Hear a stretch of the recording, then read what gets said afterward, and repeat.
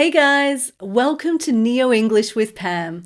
Today we're going to learn 18 new idioms. An idiom is not just a word, it's two or more words together that create a new, different meaning. And you usually can't translate idioms directly. So, for people learning English as a second language, it is really important to learn idioms.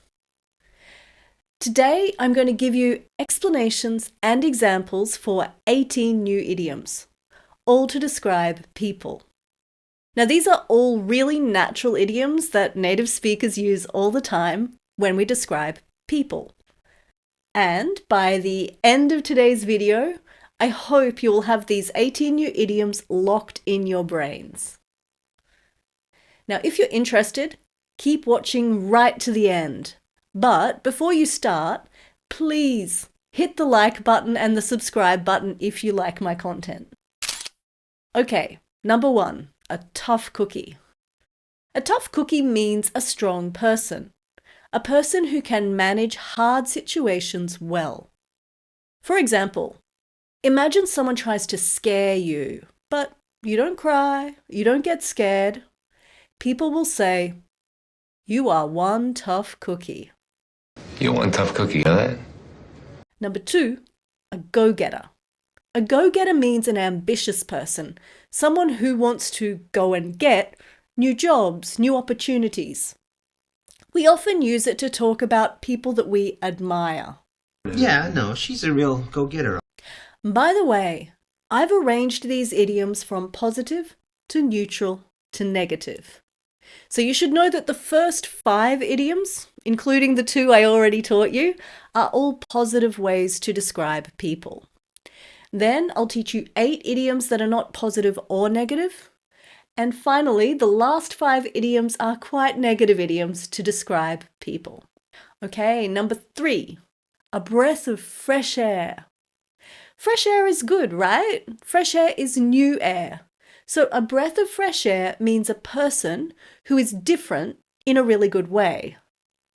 Last week, someone told me I was a breath of fresh air. They were being nice about one of my videos. And I was so happy. Breath of fresh air is such a nice thing to call someone. Well, you're a breath of fresh air. Oh, that's so sweet. And we also use another kind of nice weather to describe people. A ray of sunshine. A ray of sunshine means a person who makes other people feel happy. How does sunshine make you feel? Warm, happy, positive, right? You are a ray of sunshine. Number 5, the last of the positive idioms, a good egg. Good egg just means a good person. And why is a person an egg? Strange, right? But we do use it. Look. Pete, you're a good egg. Moving on to neutral idioms, idioms that are not really positive or negative. There are actually a lot of animal idioms in this group. One idiom is a bookworm. Bookworm just means someone who loves books. I used to be a bookworm when I was a kid. I used to go to my friends' parties and then read their novels. But I can't say I'm a bookworm anymore. I think a lot of us aren't bookworms anymore because we use smartphones all the time now. We should say we're smartphone worms, maybe. Or do you still read books? Oh, hello, bookworm. Anyway, next, a lone wolf. A lone wolf is a person who likes to be alone. Now, real wolves like to be in groups, but, strangely, a person who likes to be alone, that's a lone wolf. No, I like being on my own. I'm better off this way. I'm a lone wolf. The opposite of a lone wolf is someone who loves to socialize. So the idiom we can use for this kind of person is social butterfly. You know how butterflies fly from flower to flower to flower? A social butterfly is a person who talks to one person, then talks to another person, then talks to another person. And this social butterfly here is Barbara. How about you? Are you a lone wolf or a social butterfly? I'm kind of a social butterfly, but I like lone wolves. Another kind of social person is a party animal. Party animal means someone who loves parties and they go crazy at parties. Maybe they drink a lot, maybe they jump in the pool, they do crazy things. But I'm a party animal by night. A dark horse. This is an interesting one. Dark horse means surprise winner. And we use it about people who are quiet and then surprise us when they do something impressive. For example, imagine your friend doesn't tell you he has a girlfriend and then suddenly says he's engaged. You could tell him, "Wow, you're a real dark horse." Engaged? You're a dark horse, Ripley. Who is she? Soon, I hope people will be saying my YouTube channel was a real dark horse. Next. Sometimes you can say quiet to describe a person who doesn't talk much. But a more elegant way to say it is a man of few words. You can say a woman of few words too. I am a man of few words. Some people are really difficult to get to know. And you can call that kind of person a tough nut to crack. You know nuts. They're hard to open up, right? A tough nut to crack doesn't share personal information or share personal feelings. Oh, he was a tough nut to crack, that boy. Okay, a live wire. A live wire means someone with a lot of energy. And the meaning can be both positive and negative. I think my son is a live wire. He's always talking and laughing and trying to jump on me. Hey, live wire, come up here.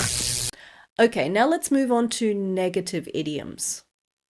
There are some more animal idioms here. A cold fish. I bet you guys can imagine what cold fish means. It means someone who doesn't show emotions. We usually use it to mean an unfriendly person, but it can just mean someone who doesn't show any emotion.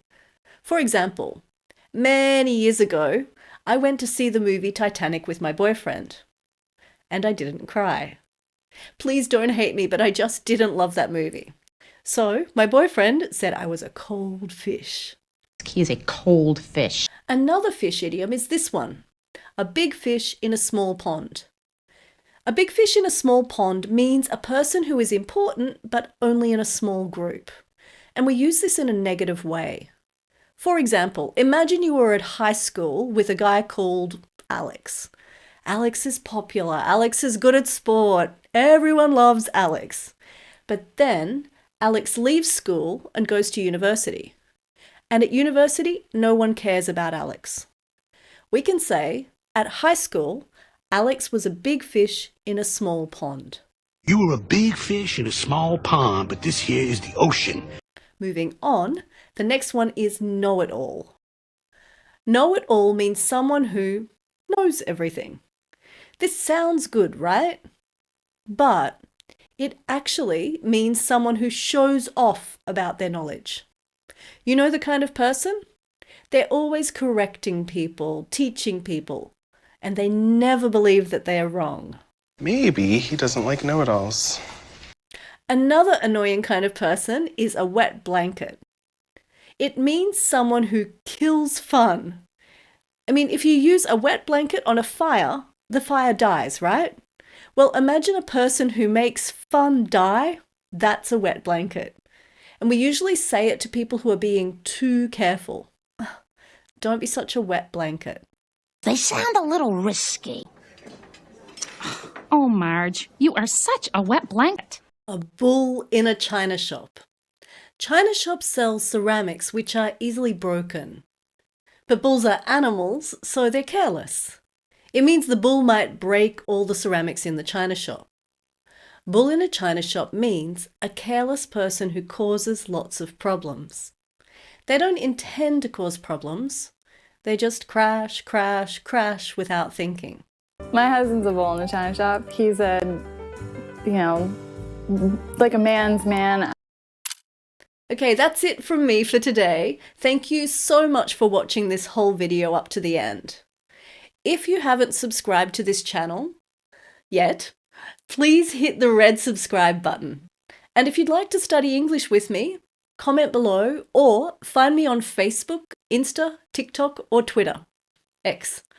It's always Neo English with Pam. My course is totally focused on English for fluency, so it'll improve your conversation skills a lot.